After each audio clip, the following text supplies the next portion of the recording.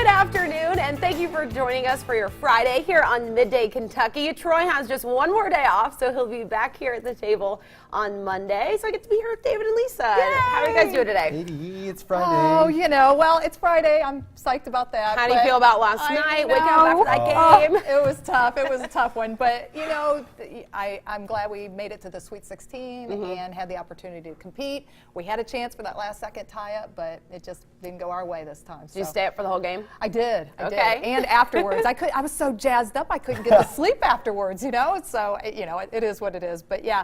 And I refused to wear dark today. I was like, okay, I'm not going to be in mourning about our loss. I am just, you know, so I brightened it up. I like it. Yeah, you look like spring ready. Yeah, I'm ready. You know, Ready for next year, too. So I'm ready for the spring temperature. Oh, so am I. So what are you guys up to this weekend?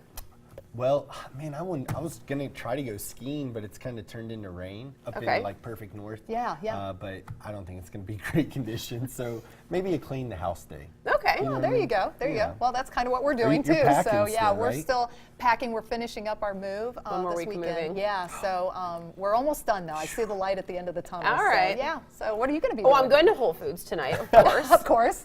For Whole Foods Flight Night, like every Friday. So that's all I have planned. She's addicted. Yeah. Lisa came once. It was fun. It was great. We had a great time. It's the best $6 date in town. It really is. And we were able to bring our kids, and the kids had a great time. Yeah, they've got those life-size games for the kids. So if you're out there, say hi. I'll be around. There we go. All right, I wanted to start off the show with something kind of going viral this week. You know, we always have those color debates, like what color is this dress or things like that online. So the new debate is tennis balls. What color are they? So what do you guys think? Tennis balls? Yellow. Really? I think kind of green. Kind of green? Yeah. Yeah, I think they're kind of green. Okay. All right. I mean, I can see like a highlighter tint. You know what I mean? Yeah, yeah. When I say highlighter. It's like dancing right on the border of the yellow-green highlight color. Well, there we go. See, look at that. What do you think? Oh, yeah, you guys were wrong. Okay. You know what? I think it's kind of green. Oh, gosh. Now that I'm looking at that, I kind of changed my mind. That looks yellow to me. Boom. 2 against 1. Katie, sorry. Okay. Didn't mean to win. But. Well, Roger Federer, he agrees with you. He says yellow, and I think he's an authority on the subject. I guess he would be. I kind of think they're green. So just kind of wanted to pose this for the viewers at home so you guys can weigh in. Maybe tell us on Facebook what you think, yellow or green. See, right there it looks green. Okay, right there it looks green. I see a little of that green right there. You're right. I mean, that's why I was kind of like, it's that highlighter color. You know what I mean? It's faint. All right. Well, I think that most people are on your side, but I still say green. Well, anyway, let's move on. But tell us what you think on Facebook. We want to get to David's topic. You're talking about some garbage issues. Yeah. You know, this was kind of a wild topic. It's really not a debatable one. There's an enormous swirling pile of garbage in the Pacific Ocean, and it's growing faster than predicted. It's now 3 times the size of France, twice the size of Texas.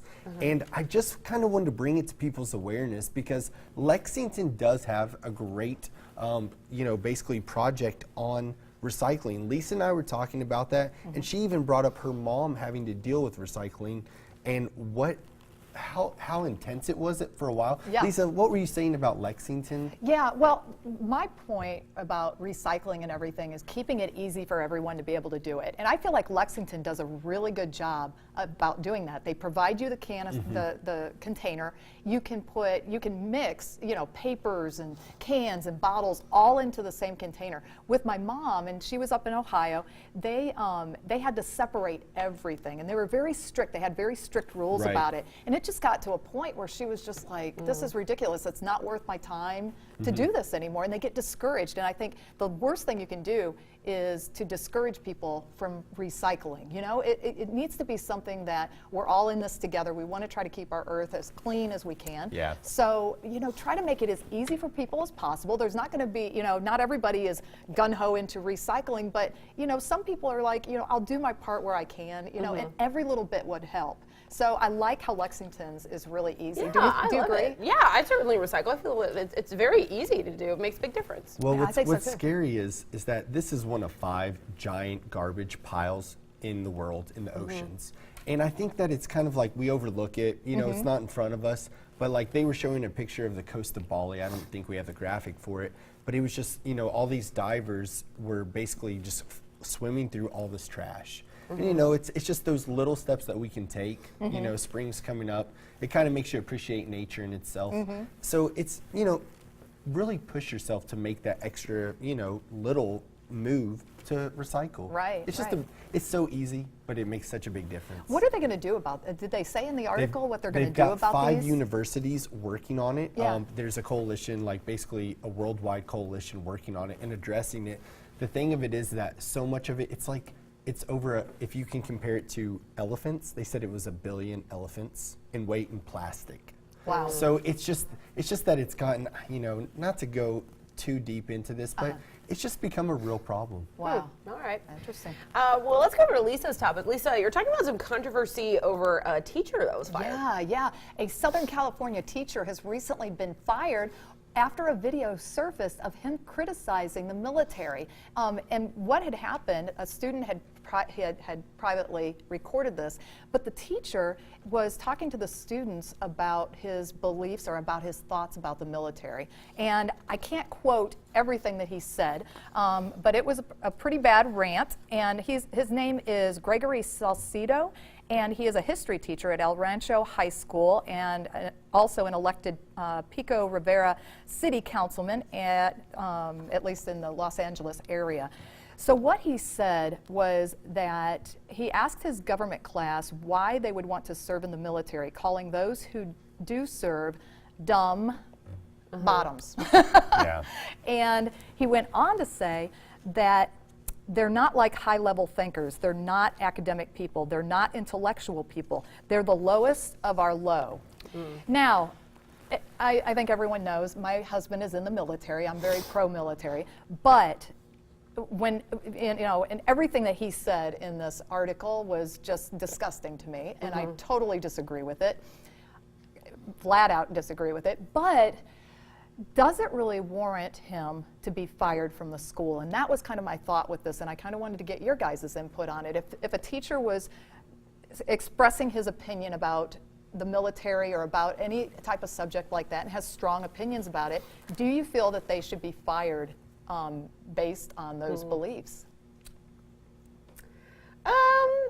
I know. Yes. I don't know. I think that it depends on the rest of the context of what he's teaching the kids. So I don't think that you can take one case unless you're like, you know, physically violating someone. Right. I think that words, sometimes people can misspeak, or sometimes, you know, you're okay to you're allowed to have an opinion that's not the popular opinion. Right. You know, so I think that there's a lot of gray area there, and it needs to be judged more as a whole. Yeah. I don't know. Well, I don't and the know board, the guy, but the board, the pretty city, heavy. the school board voted unanimously to fire him, so they definitely let him go because of that. But it got me thinking. I don't always agree with, you know, with a lot of thoughts that are out there, but does that really warrant somebody to be fired from their job in a Did it in a tell teaching anything about academia? his past? What's that? Did it give a past history or anything? No. Because that's, you know, I feel like he could have been maybe talked to, he could have been put on like a probation type situation, you know, because it's like, hey, listen, man, you are influencing kids. Right. Yeah. And while you're doing this at your work,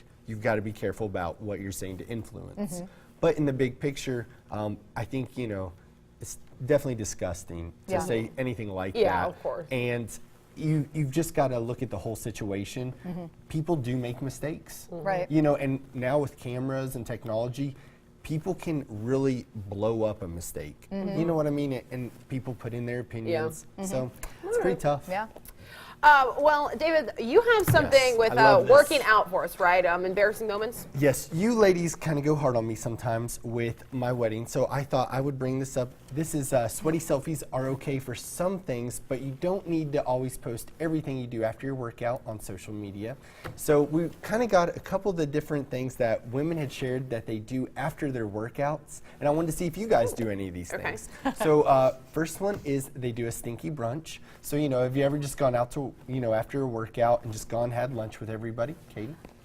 I'm trying to think. Katie's of my, like, Yeah, probably. I mean, like, like, doesn't you know, phase me. I like to go to runs and 5Ks and Yeah, like yeah. things like that. You always go out to eat out. I mean, I want to go to a nice restaurant, but if Yeah. I'm just grabbing, you know, something with friends who are also part of that Okay. workout, Right. then yes. But I wouldn't go out with people who weren't Yeah. working out. I would go, like, after volleyball, we would Yeah. go to, like, Applebee's and have Right. an appetizer. Grab a drink and a nap Yeah, or exactly. something. So, I love yeah, it. I do Doesn't that. phase you all. No, okay, not at great.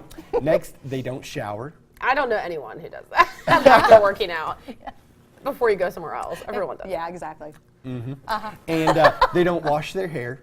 Well, I'm not saying people shower all the time, but I don't know anyone who's like sweaty from working out and then like goes back to work. Like, okay, I'm just saying. I'm just going to keep it real. Go ahead, be real talk with us. We're talking about the hair part. Yeah. If it was a workout on a Friday, right? I might not wash my hair then. You're a mom. You got kids. You're a busy lady. We were talking about that. I know. mean, especially when my kids were really young. I'd be excited to have a shower on like a third day. I'd be like, yes, I finally got a shower. Day. Yeah. I mean, it's just crazy. I know it's horrible. And Well, I think know the hair stuff is different because you can shower and not wash your hair. Right. Because you're not even supposed to wash Right. your hair every day, I think. Right. Well, and they talked about like how great dry shampoo has been for this. Yeah. Like, just throw it in there. Here's funny. This is great. They just throw their workout clothes everywhere when they get home. It's like, get out of here. I'm running around, and you just throw everything. Is that you all? No, that's not No. me. I do like You're a hamper girl. I hamper everything. Katie? Katie's like floor hamper. I would say if I'm whatever. just like getting in the shower, it's like, whoop, but then I deal with it when I get out. I don't know, you know what I mean? This is one of my favorites. They change their underwear like their life depends on it.